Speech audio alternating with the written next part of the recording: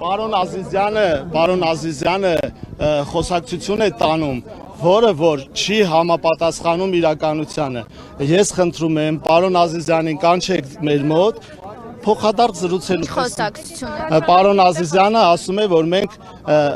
խոչընդոտում ենք երթևեկությանը եւ այլոց իրավունքներին խանգարում ենք։ Ես դրա հետ համաձայն չեմ, ես կարող եմ պատասխանել պարոն Ազիզյանին, բայց ոնց հասկացա ինքը չի ուզում մեզ լսել։ Եվ այստեղ կենտրոնացված են ոստիկանության շատ ուժեր, որը մեզ ընդհանրապես դուր չի գալիս։ Մենք սահմանադրությամբ շարժվում ենք մեր իսկ օրենքներով, ես նշեցի եւ բազմաթիվ անգամ կնշեմ, իշխանությունը